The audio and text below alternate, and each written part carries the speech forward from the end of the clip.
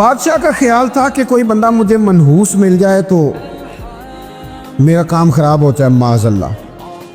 حالانکہ کسی چیز سے بھی نحوست لینا ٹھیک نہیں، برکت لے سکتے ہیں آپ کہ فلاں ملا تھا معاملات بہتر ہو گئے، لیکن فلانا ملا تھا تو حالات خراب ہو گئے، یہ کہنا درست نہیں۔ اس سے نظریاتی کمزوری واقع ہوتی۔ تو بادشاہ کا خیال تھا کہ میں شکار کو جاؤں تو کوئی بندہ میرے متھے نہ لگے، ورنہ میرا شکار ٹھیک نہیں ہوتا۔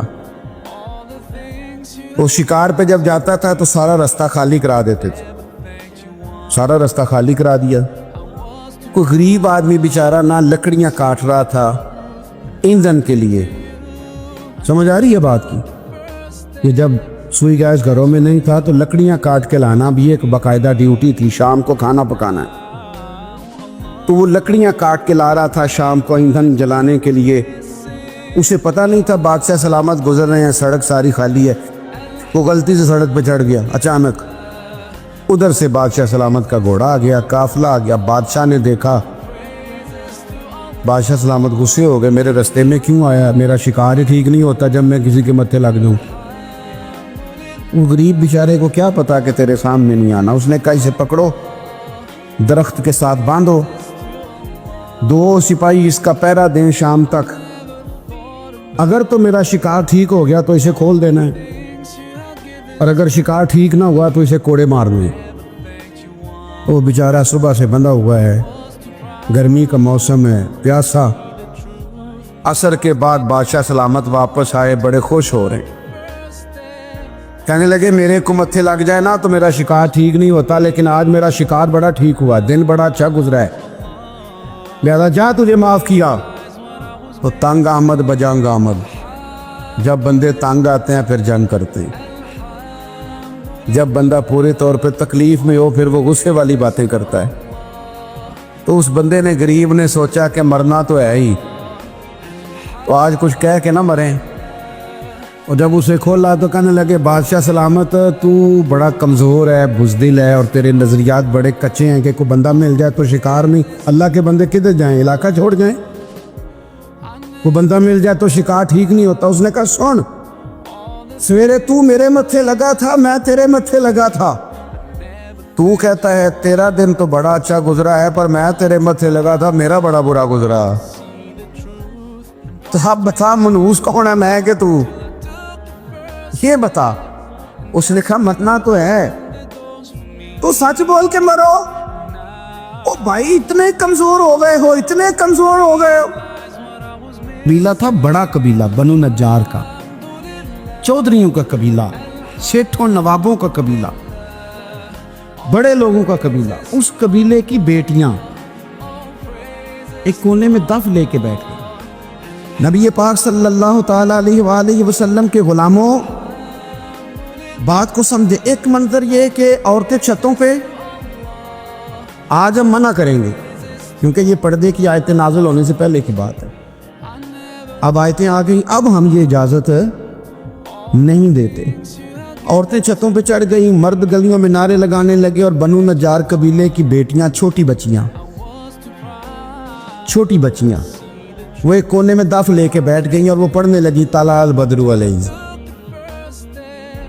اب تو میلاد غریبوں میں رہ گیا ہے، ہمارے یہاں فیشن ہو گیا ہے، جب حالات خراب ہوتے ہیں تو لوگ برکت کے لیے میلاد کراتے ہیں، اور جب امیر ہو جاتے ہیں پھر انہیں میلاد کے جائز ہونے کی دلیل ہی کوئی نہیں ملتا، پھر وہ یہ فیشن ہے۔ بندہ تھوڑا سا پڑھ جائے نا 2-4 چیزیں تو ہر چیز کو غلط کہنا اس کی طبیعت ہوتی، پھر یہ فیشن ہے کہ میری سوسائٹی نہیں ہو گئی، کتابیں نہیں ہو گئی، فرنیچر نیا ہو گیا، دوست نئے ہو گئے، تو مذہب وہی پرانا۔ اوئے ہوئے کوئی ترقی کرنی چاہیے، پھر وہ ترقی کرتے ہیں بیچارے، اور جن کی پیچھے 10 نسلیں اور 50 نسلیں میلاد مناتی آ رہی کو اتنی دلیل کوئی نہیں ملی۔ سبحان اللہ۔ ان کی دادی وضو کر کے کھیر پکاتی تھی 11ویں کی، جب امیر ہو جاتے ہیں تو انہیں 11ویں پکانے کی دلیل ہی نہیں ملتی۔ اب آپ امیر ہو گئے میرے بھائی، آپ کا فیشن ہے، یہ طبیعت کا حصہ ہے۔ آپ چاہتے ہیں کہ میں وہ کام کروں جو درویش لوگ، سادے لوگ نہیں کرتے۔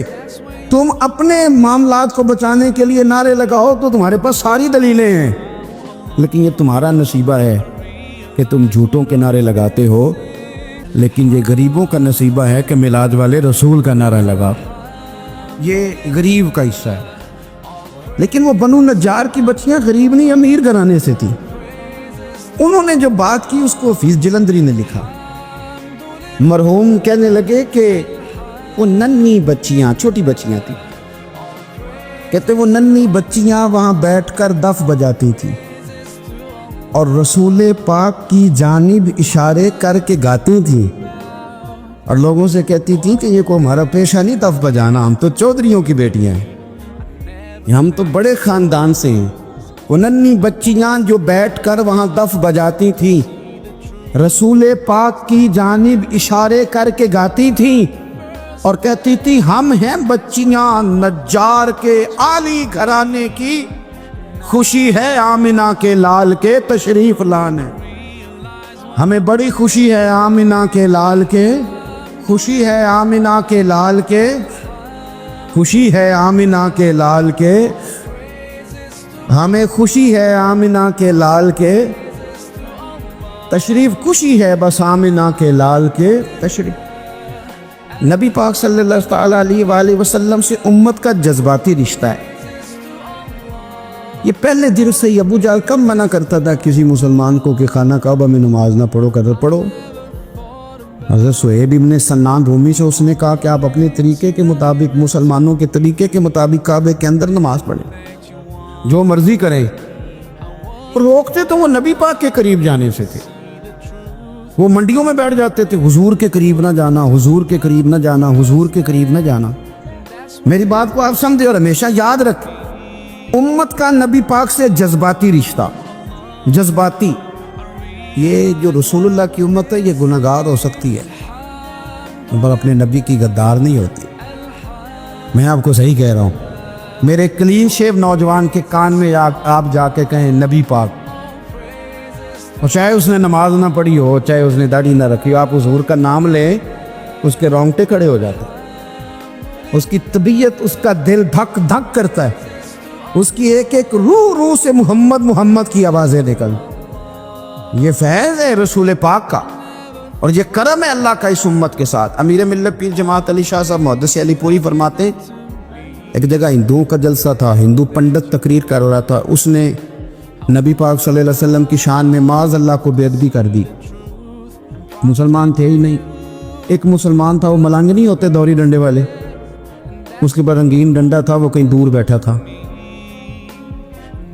تو اس نے سن لی، اسپیکر چل رہا تھا، تو وہ ڈنڈا لے کے تو سٹیج پہ چڑھ آیا۔ وہ کہتا میں نے پنڈت کے سر میں مارا، ایک ہی ہے پر مارا ذرا صحیح کر کے۔ وہ ڈھیر ہو گیا، لوگوں نے گرفتار کر لیا، جیل میں چلا گیا۔ پیر صاحب کہتے ہیں میں ملنے گیا، بندے کو بسم اللہ بھی سیدھی نہیں پڑھنی آتی، سورۃ اخلاص بھی ٹھیک نہیں آتی، اسے ربنا آتینا دعا نہیں کر سکتا، ملنگ ہے۔ میں ملنے گیا اور میں نے کہا یار نہ تو نماز پڑھے، نہ داڑھی رکھے، نہ تو مسجد جائے، پر تو نے کمال کر دی۔ تو کہتے ہیں پیر صاحب چھم چھم رویا اور پنجابی میں کہنے لگا پیر صاحب میں گناہ گار ہاں پر اپنے نبی دا غدار تے نہیں نا۔ یہ گناہ گار اور غدار میں فرق ہوتا ہے، میں گناہ گار ہوں پر یہ تو نہیں نا کسی کی ضرورت کہ میرے سامنے میرے نبی کے بارے میں بات کر جائے اور ساڈی اچھی تے سچی سرکار نو گل کر جائے۔